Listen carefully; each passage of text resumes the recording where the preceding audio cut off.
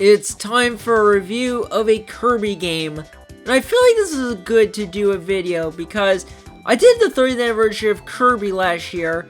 And since I didn't do a review of a Kirby game, this is the time to do a video.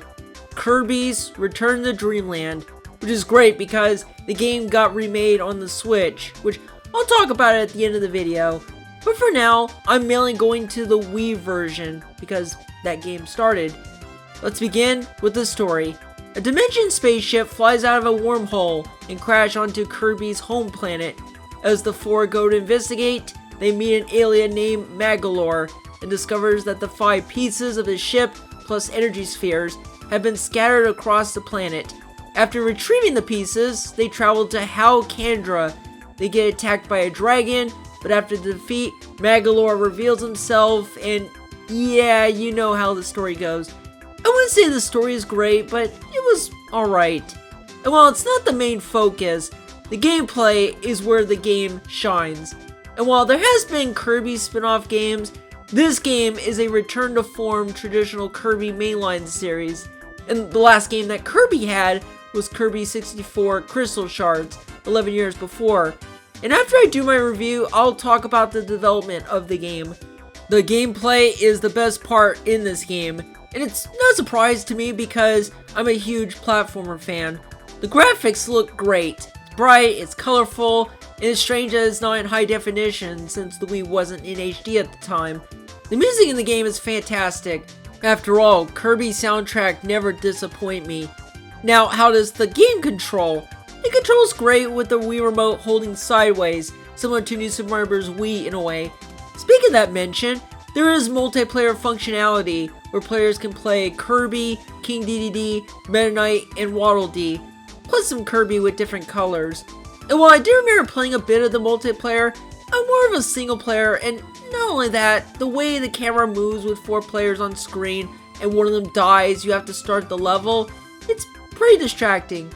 Another criticism from critics is that the game has low difficulty, as in too easy. Honestly, that never bothered me. I do remember playing the game pretty smooth, and while it was easy, the game does get hard when you get to the last couple levels and the final boss.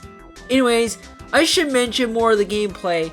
Kirby has the ability to inhale enemies from spinning out in a star or stealing abilities, a mechanic that's been there since Kirby's Adventure, so at least they kept it. But the new mechanics that introduced in this game are the Super Inhale, where you have to shake the Wii Remote to make Kirby's Inhale stronger and can suck up more enemies and items. And the other one is the Super Abilities, which is similar to the Copy Abilities, and these are awesome to use. Whether if you use the Ultra Sword or the Monster Flame, Kirby has got some interesting powers. During the game, there are 8 worlds to go around, and each of them have their own bosses. Even repeated ones from the previous games, like the Wispy Woods. Now let's get to the final boss, which is Magolor, as I mentioned. It is a hard boss battle, but you can easily finish the boss with a few tries. That's what I did after I beat the game. So yeah, it was a really good Kirby game, and pretty soon it will definitely be one of the best Kirby games, but I still need to play other games like Dreamland, Adventure, and Superstar. Before I get to the Deluxe, I want to talk about the development of the game. As you know, or didn't know, Kirby's Return to Dreamland was in development for a long time. It was originally going to be a GameCube game with so many versions they had planned. It was going to be demonstrated at E3 2005 and was set to release the game that year, but the game was on hold. And then the following year, the game was going to be moved to the Wii instead of the GameCube. And then by early 2011, footage of a new Kirby game was presumed, and that's when I saw that on YouTube, and I was ready for a new Kirby game. Even though Kirby's Epic Yarn came out months prior, but a traditional game is good enough for me. Now, as you all know, Return to Dreamland got a remake on the Switch called Kirby's Return to Dreamland Deluxe, and it's actually out today if you're watching this.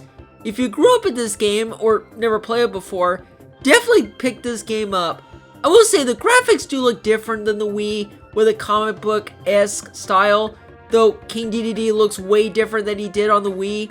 They added mecha ability, new sub-games, and even a Magolor epilogue where you can actually play Magolor for the first time.